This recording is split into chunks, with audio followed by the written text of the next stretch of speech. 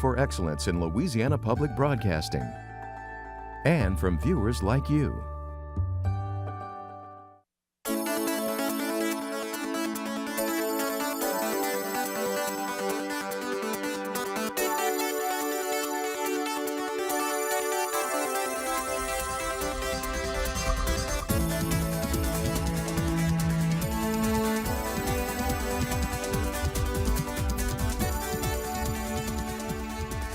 Hello and welcome to Louisiana Public Square. I'm Barry Erwin, president of the Council for a Better Louisiana. As an active leader in Louisiana's efforts to reform education, CABL realizes that investing in early childhood education can be one of the most efficient uses of the state's financial resources. Leaders around the state are also beginning to approach early child care and education as workforce and economic development issues. The Louisiana Association of Business and Industry has made early education one of its top priorities this year. New Orleans just budgeted $750,000 to accommodate more children in the city's early childhood education network. And here in Louisiana's capital, Mayor-President Sharon Weston Broome is expanding help to parents through her Cradle to K initiative. Tonight, we'll explore the many ways that early education matters and how it can be better funded. First, an overview. When Shawanda Jefferson began working full-time in her chosen field last year, things seemed to be looking up until she discovered she no longer qualified for child care assistance for one of her two young sons. Making a salary of just under $35,000, Jefferson saw a dramatic increase in what she paid for child care. I was paying $75 a week to send one of my children to school. Without child care, I'm paying $150 a week, so my price is literally doubled. Her oldest son, Quadir, spends his day with a handful of other children in a private home under the care of a mother who also lost her child care assistance. I just so happened to be blessed to meet someone that was going through the same thing I was going through, and she decided I'll watch kids and make that my living. While Quadir enjoys his time at the home, Jefferson wishes he was receiving the attention and education provided to her other son. My youngest son, Raquan, is in a licensed facility, and it's more or less, it's a regular school. He gets to commune with younger kids as well as older kids. Jefferson's child care issues are not unique. The average annual cost of infant care in Louisiana is nearly $5,800. The Alice report by the United Way shows that high-quality child care is unaffordable for 42% of Louisiana's working poor. The Child Care Assistance Program, or CAP, which Jefferson relied on, is the only state-administered fund to cover child care and education expenses. It's been cut by almost 70% over the last 8 years and now serves far fewer than the 40,000 students it once did. Presently, right now, we have over 16,000 children that are receiving services in Type 3 centers. That means these children go to licensed child care facilities, Type 3 licensed child care facilities. And then we have about 600, or a little over 600, that are receiving services in family day homes. These children go to homes that are certified to receive child care assistance funds. Melinda George is a child care assistance manager with Louisiana's Department of Education. In addition to the families CAP serves, she says there are thousands more in the wings. We have over 2,000 eligible families waiting on a wait list to come into the program, and the program is now serving more children than it can sustain. So we're naturally matriculating down before we go to the wait list. The state recently increased the daily CAP subsidy, but the federal funding stream will run out this year. The increase was made to cover improvements to child care centers required by Act 3 passed in 2012. The legislation created uniform educational standards, so children would exit facilities prepared for kindergarten. The science is in. If there are not the proper stimuli on brain development, especially 0 to 3, a child can start school at kindergarten, age 5, not ready to learn, and already be behind at age 5. Bridget Neeland is Vice President for Workforce and Education with the Louisiana Association of Business and Industry, or LABI. She says that Act 3 also set performance goals for publicly funded child care centers. They have put consequences in place for non-performance, and that's good. They are receiving tax dollars, so accountability for tax dollars is something we believe in. In November, the Education Department launched the state's first ever online database of Louisiana's early childhood centers. The Louisiana School Finder tool rates the facility's performance and helps parents decide on the right school for their child. Access to quality and affordable early child care services affects the state's labor force, Nealon says, particularly women. Women generally have part-time jobs that are about twice the number of men, and they often cite the fact that they're not full-time workers because of the high cost of child care. So if they had reliable, affordable child care, they probably could be able to enter the full-time workforce as well. Losing Ground, a recent statewide survey conducted by LSU's Public Policy Research Lab, delved deeply into child care issues and workforce productivity. Dr. Belinda Creel Davis is director of the lab and a co-author of the first of its kind study. Over 40% of our respondents indicated that they had missed work due to problems related to child care. Another 1 in 6 reported they had actually quit their job because of problems related to child care. And these problems result in enormous economic consequences for our employers. So employee retention and absences result in an estimated $800 million impact for Louisiana's businesses. It also results in an $80 million loss in tax revenue to the state.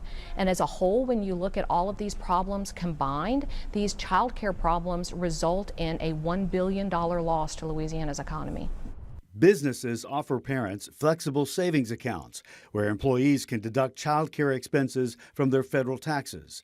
The state's school readiness tax credit for parents, center operators, and teachers was increased slightly last session. But experts say funding needs to be consistent through options such as dedicating specific revenue sources to early childhood, using federal temporary assistance to needy families block grant funds, or possibly allowing pre-K facilities to receive MFP money. Nealon says investing in early child care is a challenge, particularly in our current budget situation, but it yields the fastest positive statewide results. Jefferson just hopes whatever happens is not too late for her 2 boys. I have lemons and I'm making lemonade out of it, and I'm hoping it doesn't affect them in the long run because of it. Joining us to explore Louisiana's early childhood education system is our studio audience. It includes parents, child care providers, and representatives from business and community organizations that share a common interest in this topic. And thanks everyone for being here tonight. On its website, LPB has posted a condensed version of the Losing Ground voter survey conducted by LSU's Public Policy Research Lab. Of the 173 respondents, we learned the following.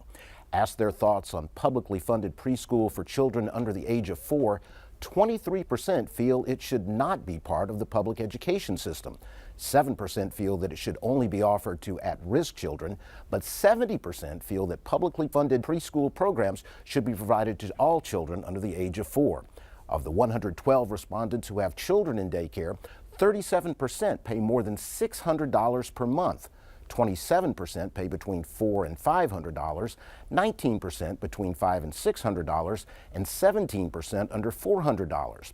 Only 12% of respondents receive governmental child care assistance, and just 6% receive any employer assistance for child care expenses.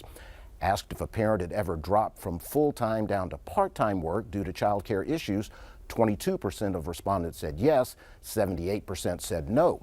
But when asked if a parent or immediate family member had to miss work or school due to child care issues, 72% of respondents said yes, and 28% said no. So let's start there. What issues do parents have with child care, and what do our child care providers and other audience members have to say on that subject? And I thought we might start with a parent. Teresa is in kind of a unique situation. You're a parent of 2 children, twins, in child care. You work in a child care center facility, and you're also on the waiting list for the child care assistance program that we heard discussed in the piece prior. So you have many experiences there, but from a parent, what experience do you have right now with kids in this program, but also waiting for assistance? It's tough. I mean, I have 2 kids, and annually it's $13,000 for both of them to attend where I work at. And overall, me and my husband clear annually $25,000. So at least half of our income has got to go to childcare. Like, if it wouldn't be for my director working with me, then we wouldn't be able to send our kids there. I wouldn't have a job. And honestly, I don't think the kids in my class would have a good situation because I wouldn't be their teacher. Do you see that with other families in your situation? I do. Like, we have a lot of families that are on CCAP, and we have 11 families that are on the waiting list, and they're the same as me. Like, it's tough. They have to miss work. They have to come and get them because they can't afford it. So, you know, like, sorry, I'm tongue-tied. No, I understand. It's a very difficult issue. Danielle, you're a parent as well. What kind of experience have you had with the child care system? Well, I've been blessed to not be in that situation where working. I'm a stay-at-home mom. But before he started Head Start, I had to stay home because people wanted, why you didn't put him in daycare? I'm like, because it costs. I don't have that extra income. So when they told me about Head Start and I qualified, I ran for that, because I want him to get a good education. So that's what I did. I ran for anything I can get, I go and get it. Plus, he's a mild delayed child, and I was first scared about putting him in a regular school, but then when he started it and liked it, he enjoyed it. So, I'm just sad about other parents, but I was just blessed not to have to go through that. But it's a real issue. Have you noticed a difference with him being able to be in the Head Start program? Yes, very well. Well, you mentioned you had a child that had a mild delay. Trevor, you have a child with autism. What is that experience like for a parent dealing with a child with a special need with child care? Well, I can say probably, all the problems are compounded even more. My child was diagnosed, Blake was diagnosed when he was 2 years old, and he's 14 now. And like most parents out there, both my wife and I had to work. We both had jobs. And having to provide child care, therapy, et cetera, for my son, my wife was forced to go to part-time. And that was just to make sure he was receiving the care that he needed and the therapy that he needed. And obviously special needs children, that's a whole other category of needs that they are required to have. But I hope that the state, and this is for all children, will come up with some solution, because I know for a fact those formative years, 1 through 4, are critical, especially critical for children with autism. And I can't think of a more honorable, use of public resources than what we're talking about today. So my hope is that, something will get done downtown to fund these programs, to find the money somehow, because it's absolutely necessary. One thing that kind of comes across, and just kind of open this up to everybody right now, child care is a very real need for families, and we just heard it mentioned from 3 families right here. It's not been on the front burner of state politics and even national politics the way, one might think it might be. What do you think are the lessons there, or what can we do to try and kind of elevate that issue? Anybody have any thoughts on that? William. The research is very clear on how important child care is, both in the short term for unlocking the potential of the parents to get them into the workforce, and then in the long term to prepare children for kindergarten so they can do better through school and they do better as adults if they're in quality early childhood education. But the people most affected by it aren't necessarily in a position to put political pressure on the legislature. You're talking about working parents with small children. And so I think it really is on other institutions and organizations like LABI or Chambers of Commerce or city governments to organize and really push for this. And you're with the city of New Orleans? Baton Rouge. With Baton Rouge, I'm sorry, and have started some of these, the Cradle to K initiative to try and help in some of that area. Right, and Cradle to K is a bit different because we're talking about expanding seats, which is incredibly necessary. Sure. We need more people to have access to early childhood, but it does cost, and that money isn't there right now.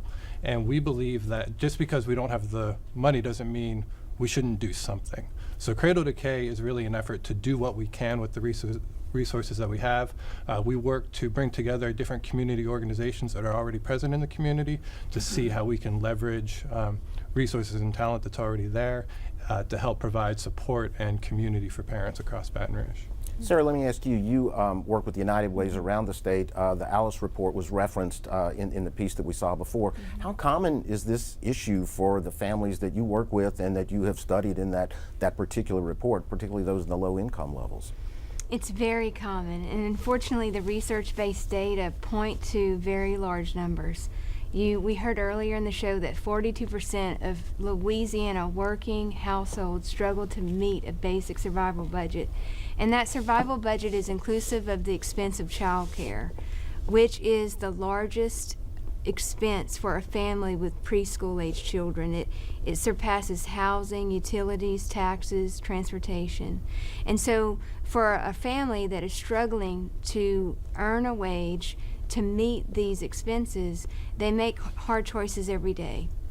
And we hope that they don't have to compromise on childcare quality or choice, but in order to make it all work, to have food, to have health care, to have transportation, they are making very tough choices. And just the numbers that 42% of our Louisiana families face these hard choices gives us the evidence that at every corner there is a family worrying about how they're going to give their child quality early care and education experiences. Sure. Cindy, you work with a lot of the child care providers around the state and deal with their issues at the legislature and elsewhere. What are the issues that they're dealing with on this side of things? Obviously, there are a lot of challenges on the provider side as well. Absolutely. Act 3 really raised the bar on quality. It is a measure that put in performance standards for taking children that receive public funds, child care assistance. So there's been a lot of work that our child care providers have done to prepare themselves to meet that the raised bar. And there's coordinated enrollment. So there's been a major shift in child care for us. We moved from the Department of Children and Family Services to the Department of Education, which is a really great fit for us because when in the Department of Education, our folks, superintendents, school boards, educators talking about how to get children kindergarten ready. So that's critically important. So it's a big change for us, but the child care assistance is really important. So many families rely on that, and it would take about $20 million infusion of cash to fund some of that waiting list. So there's a lot of hurdles.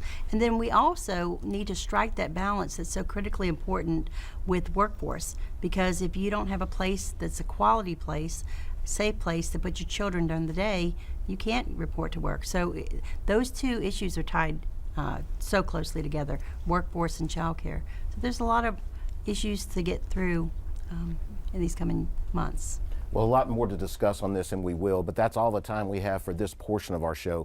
When we return, we'll be joined by a panel of experts as we explore early education matters.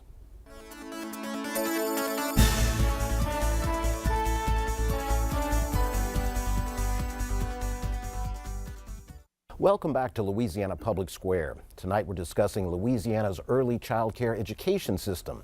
Joining us now is our panel of experts. John White has been Louisiana's State Superintendent of Education since 2012. That year he launched Louisiana Believes, the state's plan to ensure every child is on track to college or a career. Among his accomplishments is that he has worked to unify the state's fragmented early childhood education system. Stephen Waguespack has been president of the Louisiana Association of Business and Industry since 2013. LABI is the largest advocacy organization in the state with more than 2,500 members. Prior to joining LABI, Stephen served as a member of the State Board of Elementary and Secondary Education.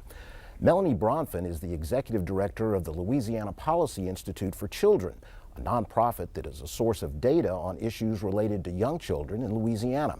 Bronfin co-authored the Losing Ground survey on child care issues and workforce productivity. And State Representative Steve Carter is a Republican who represents Baton Rouge. He serves on the House Education Committee, among others, and was one of the authors of Act 3 in 2012, which mandated an overhaul of the state's early education and child care system. Before we go to our audience to ask questions, I'd like to first ask each of you from your perspective, very briefly, What are the prospects of having funding for early education, early child care education, a priority during this legislative session? I know, given the budget issues that we're all dealing with, that's a big question, but where do you see us going on that for this coming up session? John, we start with you. Well, I think the most important thing has happened already, which is that the media is beginning to pay attention to it. We have advocates, obviously legislators beginning to pay attention to it, and it's important that we keep early childhood on the front page, take it out of the back page, and we see tops every day. We see other budget issues on the front page of our newspapers every day. The most important thing that can happen right now is making the case for change, keeping early childhood on the front page. Steve and LABI is certainly taking a big step in doing that with a big conference last year and working that as a top priority. What are your thoughts? Yeah, I'd say the awareness has really risen to a very high level for the business community. It's kind of on two fronts. I think one, from an employee solicitation point of view, when I talk to businesses around the state, doesn't matter what industry they're in, they say, look, give me a worker who has good reading, writing, soft skills, can stay off drugs, kind of the old manners type of mannerisms we used to talk about. That's what they're looking for. And so when you start pulling on that thread, it really gets down to early education and the importance of it. Then the other piece, I think employers are saying, look, if we're not being family friendly as an employer, we can't recruit the type of people we need. And so I think employers are becoming more aware, how can we provide more flexible scheduling? How can we become more, tolerant of certain needs that our parents need? And so, as I hear that from employers, I think it raises their awareness on the policy front as well. Melanie, let me ask you, you've been an advocate for child care, early education for some time. What are you sensing now compared to maybe a few years ago in terms of the awareness and also within the legislature? I think it's very exciting, the awareness, and just having this panel tonight and having early childhood. We're in the Department of Education. It's considered early learning, and all the great work that has gone on around Act 3. I'm hopeful, but it's been a struggle in that we have worked so hard to raise standards to do what we needed to do under Act 3, and which is very exciting, but that costs money. And since Act 3 was passed, we have actually cut the funding for early care and education. In fact, for the last 10 years, we've cut funding, as you heard earlier, substantially for early care and education across the state. So it's very difficult, but I'm hoping as we all go forward and we understand better and there's more advocacy around it, I'm hopeful. I mean, it's about our priorities as a state. It's where we choose to spend our money. And there's no greater return on investment than birth to 4. And so I'm just hoping we'll get our priorities straight. Representative Steve Carter, you were one of the authors of Act 3. What are you hearing from your colleagues? Well, I'm going to differ a little bit. I don't think we're spending enough time, and we need help from the audience and help from people that are viewing this to make early childhood a top priority.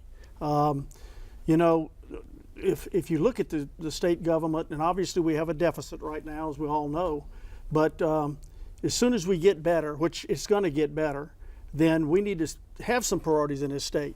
Obviously, if you live in Baton Rouge, you recognize the fact that we need a new bridge. You hear about that a good bit. Traffic is a problem. Higher education, they come and they lobby, and they're pretty powerful in what they're doing. We need to get a very powerful group together, cross-section, because when I'm on education, and then John Bell, the governor, was on education at one time, and you take someone like Pat Smith and myself, both of those are Democrats, I'm a Republican, all of us for early childhood. Everybody's for early childhood. And we need to help families like in here who have problems not being able to get their youngster to early childhood care and what have you.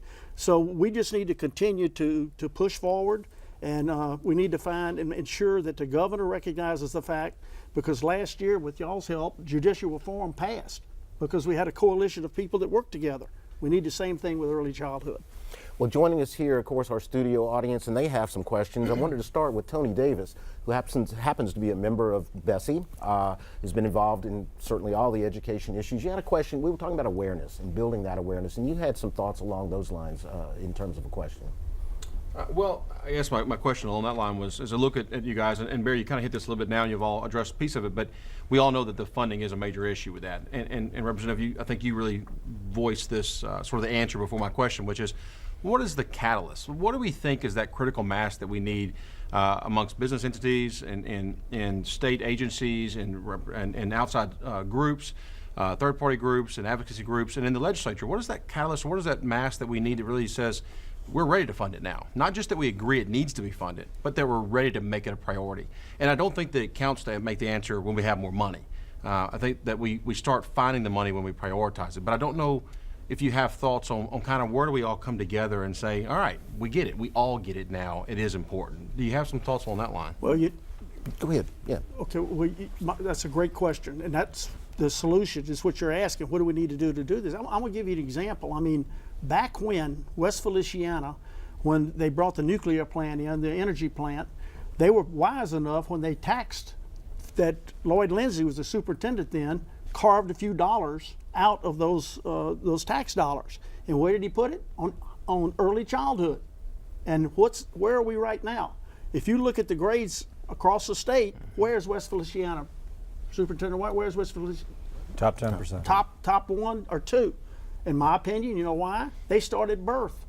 So how many people know that out there? That's where it started and that's how it got done. Those are the kind of things we need to spread the word on. Make sure you go down and testify in these committees and explain. Earlier we had parents who were talking about the problems that they were having. I don't know how many people recognize that we have those types of problems that are legislators in the legislature. We need to know. And so anything that you can do to come down and make the legislature aware and try to find some way to get the governor to put that as a top priority, it'll work. Anybody else? Yeah, I would say 2 points on that. You know, funding comes from different levels. There's obviously funding from the Capitol and there's funding outside the Capitol. On the outside piece, I think what we're trying to do is raise awareness with employers that, look, there's a private sector investment that's needed here that doesn't need to flow to the Capitol. You know, there are school readiness tax credits, there are flexible savings accounts. Those are things that are used in moderation. That needs to be done, you know, more thoroughly, and we need, you know, to raise awareness on the private sector side there. On the Capitol piece, I think you've heard the word prioritization a couple of times here on this panel, and I think the challenge is, when I hear from employers, they say, look, what we're frustrated with is you go to the Capitol, the budget increases every year, but the same things are left out on the cutting room floor. And that's because while you have a $30 billion budget, there's really $3 billion that's discretionary to have this discussion in. And so the pie needs to be broadened. We need to every year to be able to go to the Capitol and say, as a state, as taxpayers, what are our priorities? Is it early ed? Is it roads? Is it higher ed? Is it a mixture of that? Most of the dollars spent today are based upon priorities of the past because they've been dedicated, obligated. So if you open up that budget more, we can have this discussion every year without having to say, where's new revenue streams coming from? The only thing I would add, I agree with all of that. The only thing I would add is we do have one new thing this year, and that is we have a wait list for the first time. There's never been a wait list maintained by Child and Family Services or the Department of Education, and to hear a story like Teresa's creates tangible proof that we have a serious problem, and it's not some theoretical thing. It's affecting real families, real small businesses, real communities, and real children. And that is a serious, serious problem. I think we've got to start bringing those stories to light, making the fact, whether it's $20 million or not, as Sydney said, we've got 3,000 children. 3,000 children who are not doing what their parents want them to be able to do, and maybe parents who can't. And that story needs to be told. Aaron, we talked a minute ago about some of the employer side of it and some employer concerns and the things employers are trying to do. You're kind of coming from an employer perspective yourself with Ochsner, and you had a question along some lines about what might be able to be done to help on the employer side. Yes, and so I think that one of the solutions or the pieces to this puzzle really is to engage employers in a way that will make them more aware to what their bottom line is. And so I think through the work through workforce development in Asha, what we've done and what we've seen is that creating programs in the community that really help unemployed come into our organization, we've realized that the #1 deterrent is childcare. And so we can't have a steady workforce of people without knowing that they're going to stay for a long period of time. And those workforce issues that affect those employees or people who really want to be employees and really want to be at work, childcare is the #1 deterrent for someone to leave. Someone who leaves our organization or do that. And so as an employer, we are ready to sort of support this huge childcare issue. We get it. We understand the numbers. We know that the bottom line is the turnover rates is costing millions and millions of dollars. So the issue is getting everyone in the agreeance that employers need some type of support and help and incentives that will actually help them to start doing this and doing it more. Other states have done it, and so our question is how do we get those supports so that employers can start to move that mountain to start moving in the right direction? Melanie, do we have some of that, or is that something that is really lacking in our state? No, it's really lacking in terms of incentives. The school readiness tax credits that we've mentioned, which are unique and wonderful, and something that other states have mimicked. So it's a great thing for our state that it's something.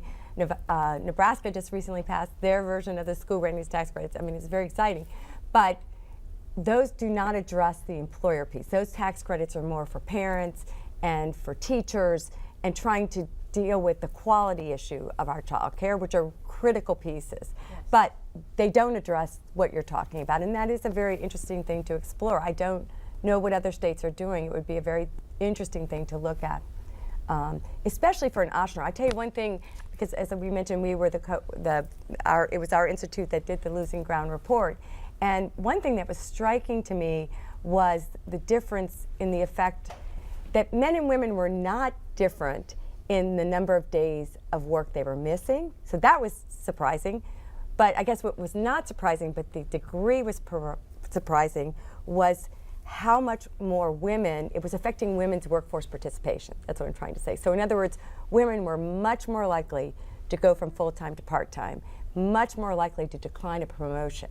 And when you look at a healthcare industry, which of course is one of the biggest employers of our state, and you look at how women dominate nursing, I don't know about your nursing issues, but I hear rumors about huge challenging with nurses, and now half the med school classes are doctors. It is. I mean, are women. Half the doctors are women. If it's going to take 2 for every 1 position, how are we ever going to have the workforce we need for the future? So, yes, it's a huge issue. And one piece on the business side, one of the school readiness tax credits do go towards employers. If you make a donation to a qualified daycare center, there is a credit for that. So if you have a good operator in your area that your employees like to use, there is a credit for that. That's one piece, and we probably need to market that more so folks understand it.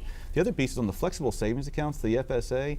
In my opinion, the cap's too low, and so for most parents, it helps, bring that line down a little bit, but it doesn't make it affordable. And so if you raise that cap to a certain extent, I think that would be some value there, and you might employees use it. We have 2 employees that use an FSA, and it helps contribute towards, but it's not really a game changer for them. And so I think that's one piece there. Steve, I would just follow up on the school readiness tax credit. The one for businesses is the least valuable, and it's hardly used at all. That's right. So we would really need, if we wanted it, there were like 200 statewide a couple years ago, so it's not many very small. There's a very successful one that is where a business can donate to a resource and referral agency that helps childcare providers.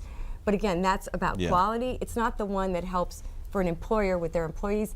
We would need to work on that statute and really beef it up for it. It's not used because it really isn't that advantageous for the employers. Right. Let me ask you real quick. We have some providers here in our audience as well, and we've had some earlier discussion with some of them. I know Judy had a very pointed question that I think she wanted to pose to someone here on the panel. I think I need to change my question. Well, my question was, why should I take children on child care assistance? But I have a more serious question after listening to this, is that you've got the wait list that started July the 1st. I don't know of a single person that's gotten off the wait list. What do I tell my parents who are on the wait list? They have, as it is right now, they have no hope of getting off of it. And CCAP, is the whole system dead? If they don't have the money now, if they're broke now, and so they got things have to adjust, I don't know. I don't know what to tell parents who come by. I had a mother who came by the other day. She just got a job. She's a permanent substitute teacher at a school with 2 kids. And I warned her about the wait list, and she said, no, they didn't tell her that when she applied for it. I said, you better double check it. And sure enough, she double checked it. And she's not going to get it. There's no way she can go to work because she would be paying me as much money as she's going to make for her 2 kids. So this is supposed to be an incentive to get people to work. It doesn't work. It's not working. Is there? Well, it's absolutely not working because there's simply not enough resource there to actually do what it is that it's supposed to do. I will say this, I think it's better to know that we have a problem than to mask that we have a problem that we don't even know about. And years ago we had that. I mean, you'll know that we increased the subsidy size so that for every child who enrolls in CCAP, we actually are able to give more to the centers that provide them than we were a couple of years ago. See, when we weren't providing even we were providing a much smaller amount of money. Parents were just saying, I don't want anything to do with it, and nobody was actually even signing up. Now we've actually raised the amount of money, so we see the true number of parents who need the service and want to participate. And of course, we have the problem that you've described. So we're finally being honest about it. We have a wait list. We have thousands of families that aren't being served. I think there is no good answer to the family, other than the state has not responded to the needs of the citizenry. It's time to step up. Teresa, yeah.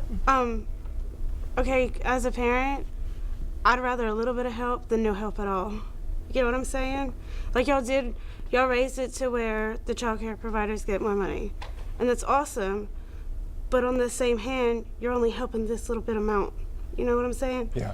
Like, if you would give a little bit less. I mean, some of our parents only pay $23 a month. And they have full-time jobs, and I'm paying $650 a month per child. I mean, if you would give just a little bit less to these parents and spread it a little bit more, like as a parent and as a worker, I would appreciate it a whole lot more than how it is now. Yeah, and I mean, this is a tough issue, you know, on a number of levels. First, we're talking about child care. We're not even talking about Head Start. We're not talking about public pre-kindergarten. We're not talking about private pre-kindergarten. So we're talking exclusively about child care. But second, I totally get the point, and it's something we wrestled with a lot. Do you give a lot of people a little bit of money, or do you give a smaller number of people a decent amount of money? What we found is this.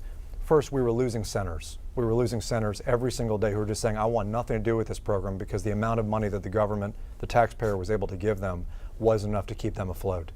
Second, there was no hope of raising the wages of the teachers that actually work in those centers in the first place. And this was all at the time when the legislature was saying, we want a higher quality of classroom instruction. We're going to have to pay our teachers more. That means we're going to have to professionalize the child care teaching practice, and we're going to have to dedicate more funding to the centers. And in some respect, by not paying that money, we didn't have many parents who were coming to us and saying, yeah, I want just $1,000 or a couple $1,000s, when I know this is a $5,000 or $10,000 thing. But I'm the first to say, there's no way that a state policy, when you don't have enough resources, is going to perfectly parcel out the resources that you have. The answer that we need is a system that actually responds to the comprehensive needs of working parents to afford child care, and that goes for all parents. Go ahead. If I can, I was just going to say, I think the point you're making is an excellent one in that there's such a desperate need for parents.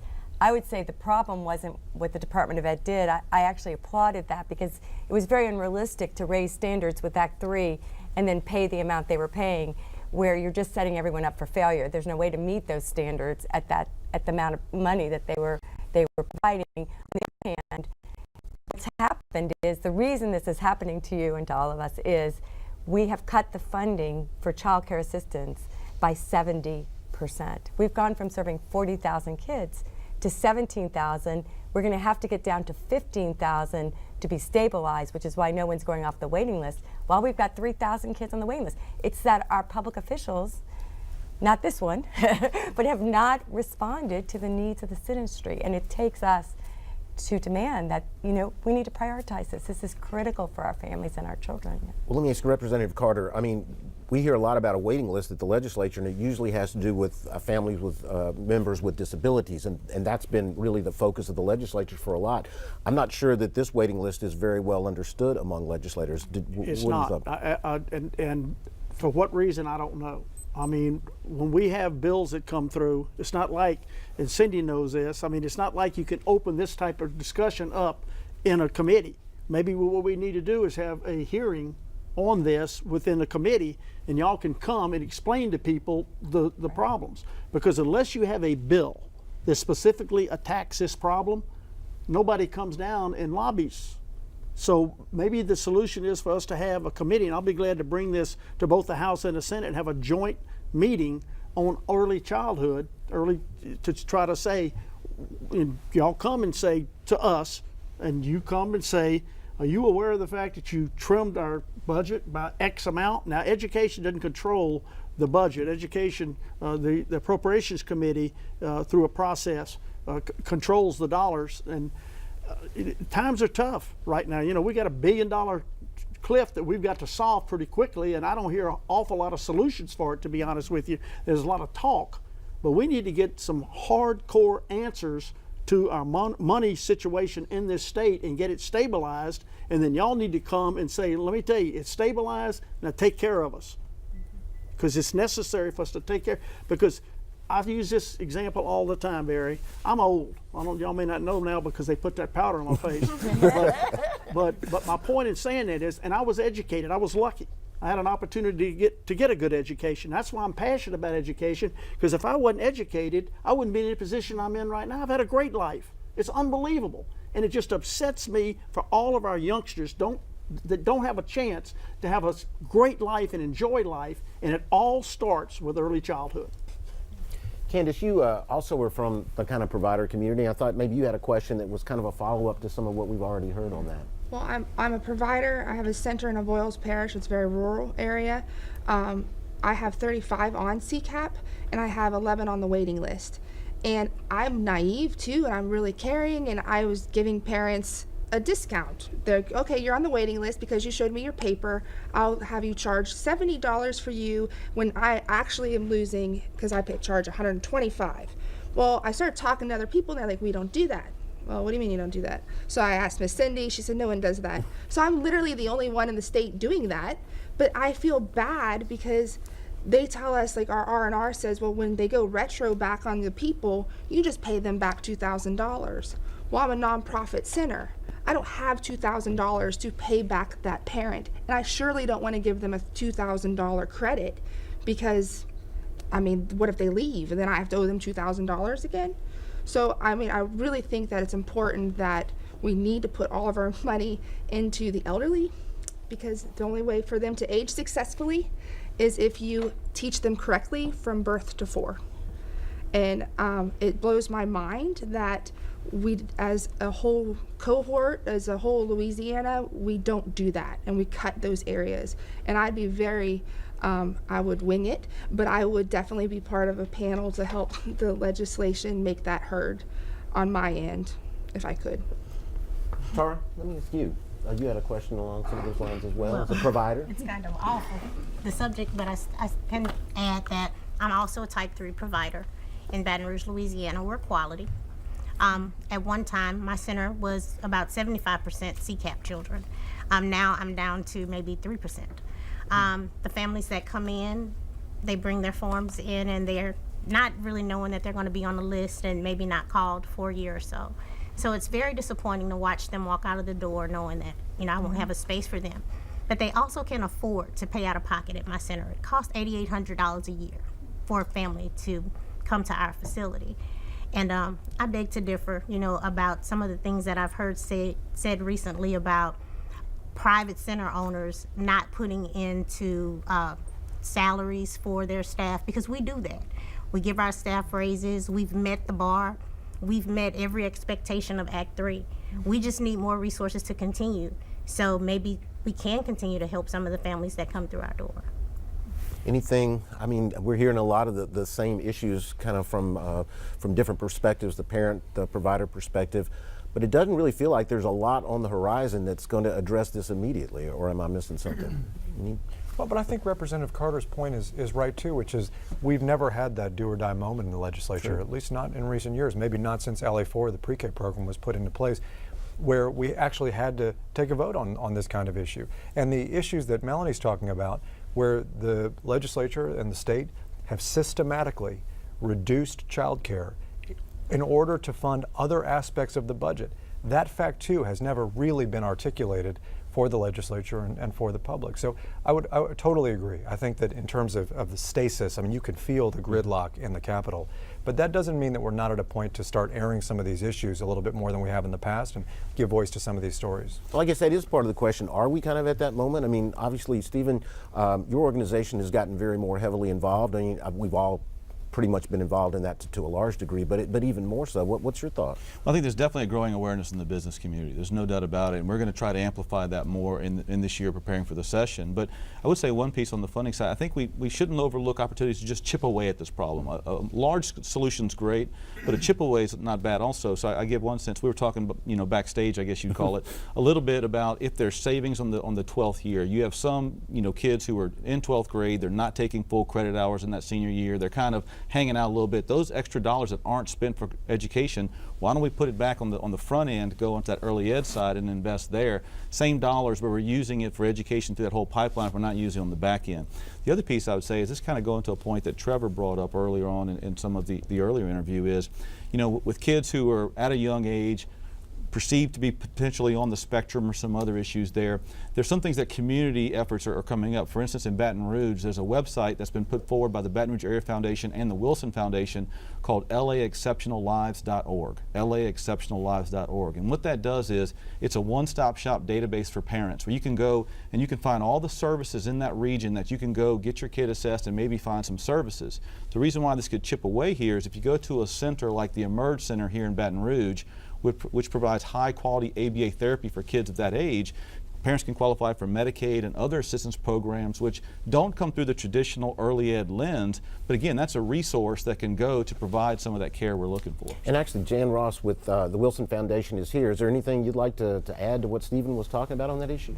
In 2015, the Wilson Foundation, along with Baton Rouge Area Foundation, partnered to create a gaps analysis of resources that are available for autism. One of the recommendations out of the report that was created from our gaps analysis was to build awareness of the red flags or signs of autism. And the idea of building the awareness can lead to earlier diagnosis of the child. Because it is recognized that the earlier a child receives a diagnosis as well as treatment, the better chances of that child having a productive life, thus reducing the cost of the care of that child throughout his life. So my question today is, when it comes to quality of child care, there has been the implementation of a quality rating system.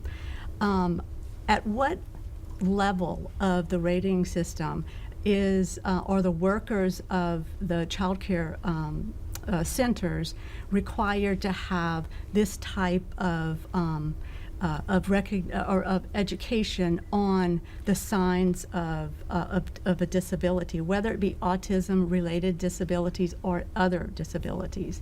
Yeah, just to take a big step back, I think one important kind of framework for thinking through all this is that while early childhood education and care is an important thing, quality early childhood care and education is really the important thing. And there's plenty of research to show that a high quality experience achieves a lot of what we're talking about today, but a low quality experience actually achieves very little of what we're talking about today. And that's why you do see some inconsistent results in the research on early childhood care and education. So we have a quality agenda in Louisiana, which gets a little bit to some of Teresa and Candace and Tara's questions, which are what are the things that have been done around quality? Well, teachers in child care used to be just required to be 18 years old.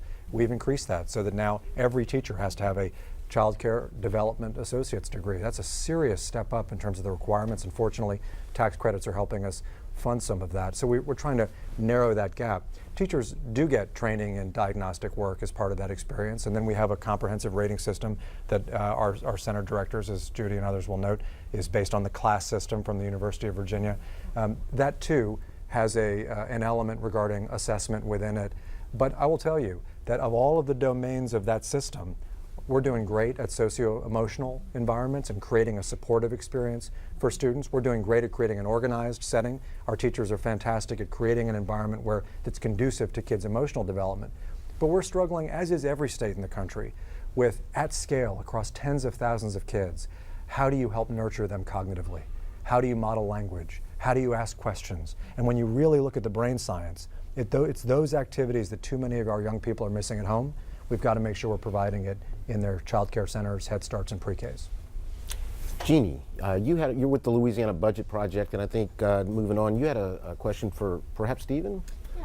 So we've heard that the state has reduced its investment in the child care assistance program by 70% over the last 10 years, which has led to this waiting list that doesn't seem to be moving.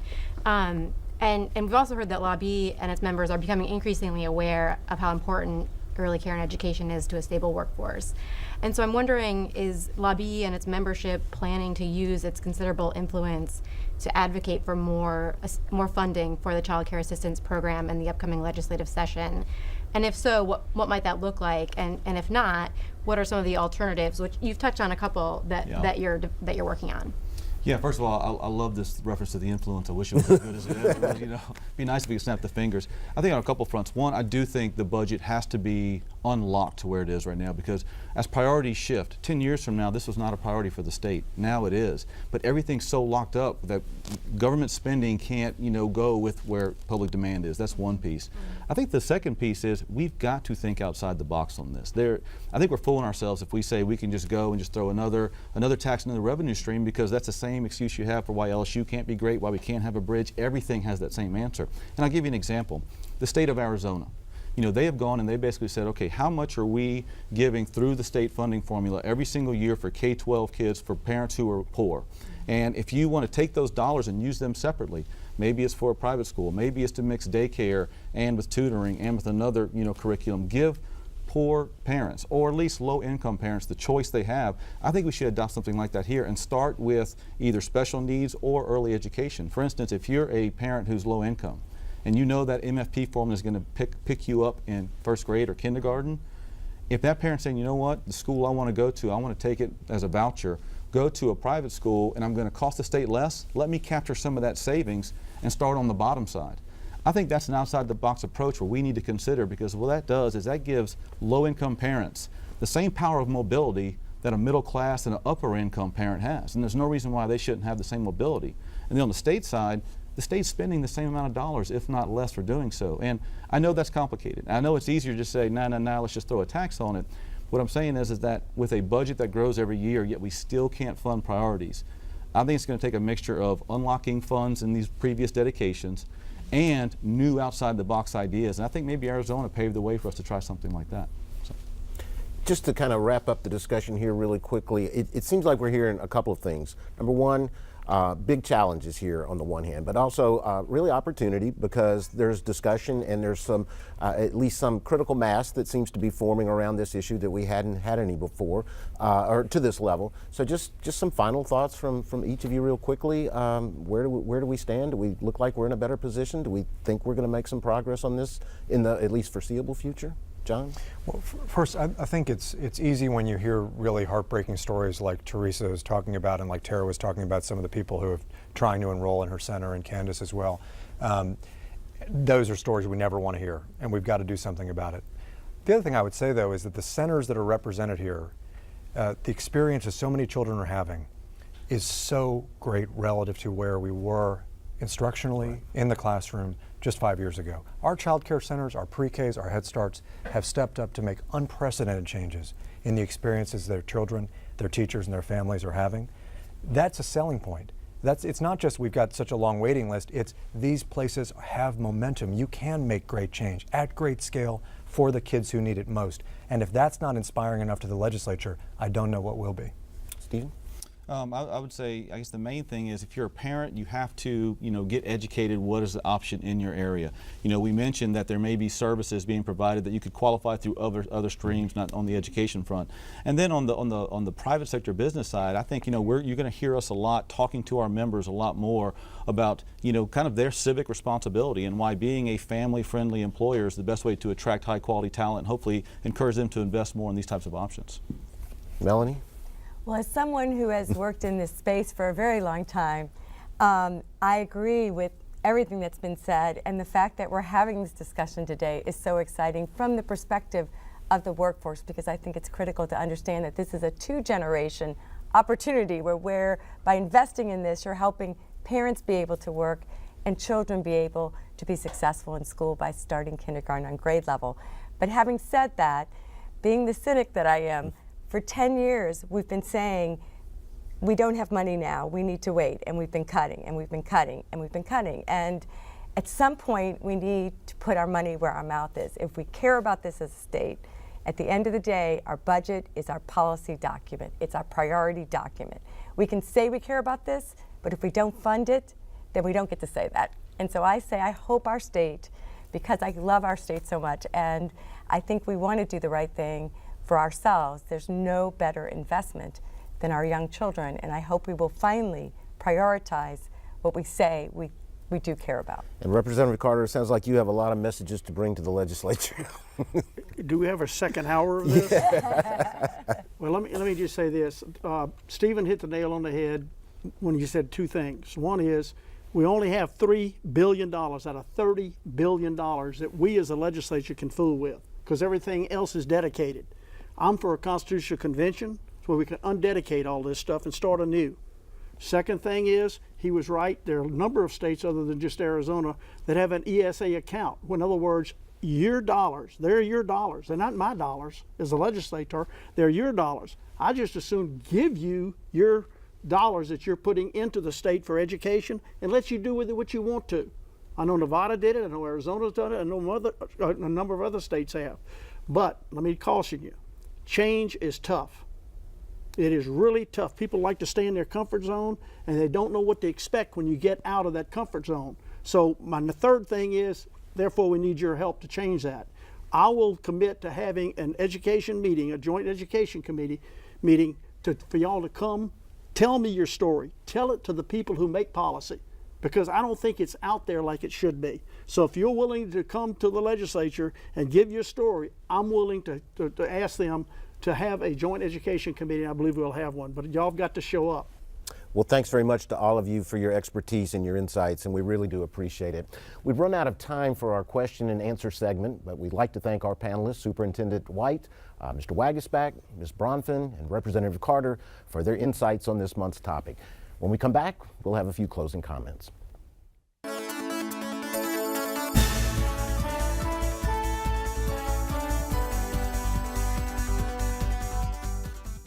Well, that's all the time we have for this edition of Louisiana Public Square. We encourage you to visit the program website at lpb.org/public square. You can find resources like a link to the Louisiana School Finder tool and the Losing Ground statewide workforce study. Also, you can comment on tonight's show, and we'd love to hear from you. Sexual harassment charges dominated the headlines at the end of 2017, and not just in Hollywood. Governor John Bel Edwards' deputy chief of staff resigned due to allegations, as did celebrity chef John Besh. How widespread is the problem in our state, and what's the remedy? Louisiana Public Square explores that issue next month on Drawing the Line: Sexual Harassment in Louisiana. Thanks for watching tonight, and have a good evening.